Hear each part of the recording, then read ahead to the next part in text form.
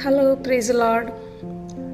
2 ಬೆಂಕಿ ಕಡ್ಡಿಗಳನ್ನು ಅಕ್ಕಪಕ್ಕದಲ್ಲಿ ನಿಲ್ಲಿಸ್ಬಿಟ್ಟು ಒಂದು ಬೆಂಕಿ ಕಡ್ಡಿಗೆ ಬೆಂಕಿಯನ್ನು ಹಚ್ಚಿದ್ರೆ ಆಟೋಮೆಟಿಕ್ಕಾಗಿ ಇನ್ನೊಂದು ಬೆಂಕಿ ಕಡ್ಡಿ ಏನಾಗುತ್ತೆ, ಬೆಂಕಿ ಹತ್ಕೊಳ್ಳುತ್ತೆ. ನಾವು ಬೈಬಲಲ್ಲಿ ಅನೇಕ ಜನರ ರೋಗಿಗಳನ್ನು ಇಸೊಮ್ಮೆ ಏನೋ ಅವರ ವಿಶ್ವಾಸದ ಮೇಲೆ ಗುಣಪಡಿಸೋದನ್ನು ನೋಡ್ತೀವಿ. ಆದರೆ ನನ್ನನ್ನು ಆಶ್ಚರ್ಯಪಡಿಸುವಂತಹ ಒಂದು ವಿಚಾರ ಯಾವುದು ಅಂತಂದರೆ, ಪಾರ್ಶ್ವವಾಯು ರೋಗಿಯನ್ನು ಇಸೊಮ್ಮೆ ಗುಣಪಡಿಸೋದು. ಯಾವ ರೀತಿಯಾಗಿ ಅಂತಂದರೆ, ಆ ಒಂದು ಪಾರ್ಶ್ವವಾಯು ರೋಗಿ ಆ ರೋಗದಿಂದ ಎಷ್ಟು ಬಳಲಿ ಹೋಗಿರ್ತಾನೆ ಅಂದರೆ ಅವನು ಬಾಯಿ ತೆಗೆದು ಸಹ ಕೇಳೋದಿಲ್ಲ, ಇಸೊಮ್ಮೆ ನನ್ನನ್ನು ಗುಣಪಡಿಸು ಅಂತ. ಆ ರೀತಿಯಾಗಿ ಬೆಂಕಿ ಇಲ್ಲದೇ ಇರುವಂಥ ಬೆಂಕಿ ಕಡ್ಡಿ ಅಂತಾಗಿರುವಂಥ ಆ ಪಾರ್ಶ್ವವಾಯು ರೋಗಿಯನ್ನು ಆಲ್ರೆಡಿ ಬೆಂಕಿ ಹಚ್ಚಲ್ಪಟ್ಟಂಥ ವಿಶ್ವಾಸ ಎನ್ನುವಂಥ ಬೆಂಕಿಯನ್ನು ಹಚ್ಚಲ್ಪಟ್ಟಂಥ ಆ 4 ಜನ ಸ್ನೇಹಿತರು ಏನು ಮಾಡ್ತಾರೆ, ಡೈರೆಕ್ಟಾಗಿ ಯೇಸು ಸ್ವಾಮಿ ಹತ್ರ ಕರ್ಕೊಂಡು ಹೋಗ್ಲಿಕ್ಕೆ ಜಾಗ ಇಲ್ಲದ ಕಾರಣ ಮೇಲ್ಛಾವಣಿಯನ್ನು ಓಪನ್ ಮಾಡಿಬಿಟ್ಟು ಆ ಮೇಲ್ಗಡೆಯಿಂದ ಏನು ಮಾಡ್ತಾರೆ, ಯೇಸು ಸ್ವಾಮಿ ಹತ್ರ ಅವನ್ನ ಕರ್ಕೊಂಡು ಬರ್ತಾರೆ. ಯೇಸು ಸ್ವಾಮಿ ಪಾರ್ಶ್ವವಾಯು ರೋಗಿಯನ್ನು ಅವನ ವಿಶ್ವಾಸವನ್ನು ನೋಡಿ ಅವನನ್ನು ಗುಣಪಡಿಸೋದಿಲ್ಲ, ಅವನ ಸ್ನೇಹಿತರ ವಿಶ್ವಾಸವನ್ನು ನೋಡಿಬಿಟ್ಟು ಏನು ಮಾಡ್ತಾರೆ, ಸ್ವಾಮಿ ಅವನನ್ನು ಗುಣಪಡಿಸ್ತಾರೆ.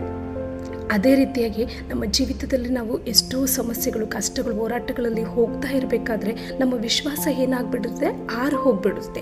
ಆ ಒಂದು ಹೋಗಿರುವಂಥ ವಿಶ್ವಾಸವನ್ನು, ಆ ವಿಶ್ವಾಸಕ್ಕೆ ಬೆಂಕಿಯನ್ನು ಹಚ್ಚೋದಕ್ಕೆ ಒಂದು ಸಹವಾಸ ಅನ್ನೋದು ತುಂಬ ಇಂಪಾರ್ಟೆಂಟ್. ನಮ್ಮ ಆತ್ಮಿಕ ಜೀವಿತದಲ್ಲಿ ಆ ರೀತಿಯಾದಂಥ ಸಹವಾಸ ತುಂಬ ಇಂಪಾರ್ಟೆಂಟ್. ಯಾವ ರೀತಿಯಾಗಿ ಪಾರ್ಶ್ವವಾಯು ರೋಗಿಗೆ ಬೆಂಕಿ ಇಲ್ಲದೇ ಇರುವಂಥ ವ್ಯಕ್ತಿಗೆ ಬೆಂಕಿ ಆಲ್ರೆಡಿ ಹಚ್ಚಲ್ಪಟ್ಟಂಥ ವಿಶ್ವಾಸ ಎನ್ನುವಂಥ ಬೆಂಕಿ ಹಚ್ಚಲ್ಪಟ್ಟಂಥ 4 ಜನ ಸ್ನೇಹಿತರು ಅವನ ಜೀವಿತದಲ್ಲಿ ಇರೋದರಿಂದ ಅವನ ಜೀವಿತ ಯಾವ ರೀತಿಯಾಗಿ ಬದಲಾಯಿತು ಅಂತಂದರೆ, ಅವನು ಶಾರೀರಿಕವಾಗಿ ಮಾತ್ರ ಗುಣ ಹೊಂದಿ ಅವನ ನಂಬಿಕೆಯೂ ಸಹ ಏನಾಯಿತು, ರೆಸ್ಟೋರೇಷನ್ ಆಯಿತು.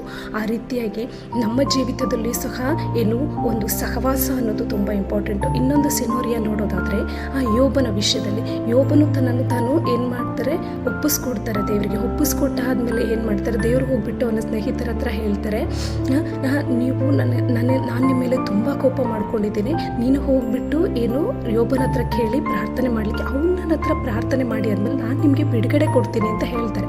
ಆಗ ಅವನ ಸ್ನೇಹಿತರು ಹೋಗ್ಬಿಟ್ಟು ಯೋಬನ ಹತ್ರ ಕೇಳಿದಾಗ ಯೋಬ ಪ್ರಾರ್ಥನೆ ಮಾಡಿದಾಗ ಏನಾಗುತ್ತೆ, ಅವನಿಗೆ ಬಿಡುಗಡೆ ಆಗುತ್ತೆ. ಈ 2 ಸಿನೋರಿಯಾದಲ್ಲಿ ಯಾರು ಅಂತಂದರೆ, ಆ ಒಂದು ಕಷ್ಟದಲ್ಲಿ ಅನುಭವಿಸ್ತಾ ಇರೋಂಥ ವ್ಯಕ್ತಿಗಳನ್ನು, ಅವರ ವಿಶ್ವಾಸವನ್ನು, ಅವರ ಪರಿಸ್ಥಿತಿಗಳನ್ನು ನೋಡಿ ಯೇಸು ಸ್ವಾಮಿ ದೇವರು ಬಿಡುಗಡೆ ಕೊಟ್ಟಿಲ್ಲ ಅಲ್ಲಿ. ಆದರೆ ಅವರ ಸ್ನೇಹಿತರ ಪ್ರಾರ್ಥನೆ, ಅವರ ಸ್ನೇಹಿತರ ವಿಶ್ವಾಸವನ್ನು ನೋಡಿ ಅಲ್ಲಿ ಬಿಡುಗಡೆ ಕೊಟ್ಟರು ಅಲ್ವಾ. ಅದೇ ರೀತಿ ನಮ್ಮ ಜೀವಿತದಲ್ಲೂ ಸಹ ಆ ರೀತಿಯಾದಂಥ ವಿಶ್ವಾಸ ಇರುವಂಥ ಸ್ನೇಹಿತರಾಗಲಿ, ಆ ಒಂದು ಸಹವಾಸ ಆಗಲಿ ತುಂಬ ಇಂಪಾರ್ಟೆಂಟ್. ಆ ರೀತಿಯಾದಂಥ ಸ್ನೇಹಿತರಾಗಿ ನಾವು ಮಾರ್ಪಡೋಣ.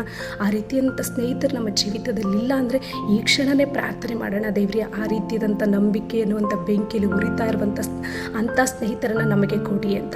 ಆ ರೀತಿಯಾದಂಥ ಸ್ನೇಹಿತರು ಯಾರಿಗೆ ಹೋಲಿಕೆ ಆಗಿದ್ದಾರೆ ಅಂದರೆ, ಯೇಸು ಸ್ವಾಮಿಗೆ ಹೋಲಿಕೆ ಆಗಿದ್ದಾರೆ. ಹೇಗೆ ಅಂದರೆ, ಯೇಸು ಸ್ವಾಮಿ ಹೇಳ್ತಾರೆ, ತನ್ನ ಸ್ನೇಹಿತರಿಗೋಸ್ಕರ ಪ್ರಾಣವನ್ನೇ ಕೊಡುವುದಕ್ಕಿಂತ ಹೆಚ್ಚಿನ ಪ್ರೀತಿ ಯಾವುದೂ ಇಲ್ಲ ಅಂತ. ಆ ಒಂದು ಸ್ನೇಹಿತನಾಗಿರುವಂಥ ನಮ್ಮ ಯೇಸು ಸ್ವಾಮಿ ಏನು ಮಾಡಿದ್ರೆ, ನಮಗೋಸ್ಕರ ತನ್ನ ಪ್ರಾಣವನ್ನೇ ಕೊಟ್ಟಿದ್ದಾರೆ.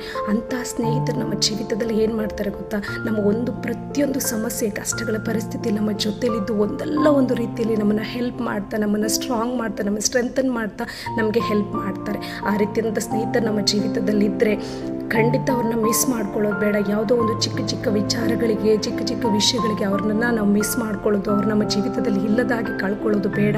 ಅಂಥವರು ನಮಗೆ ತುಂಬ important. Okay, may God bless you.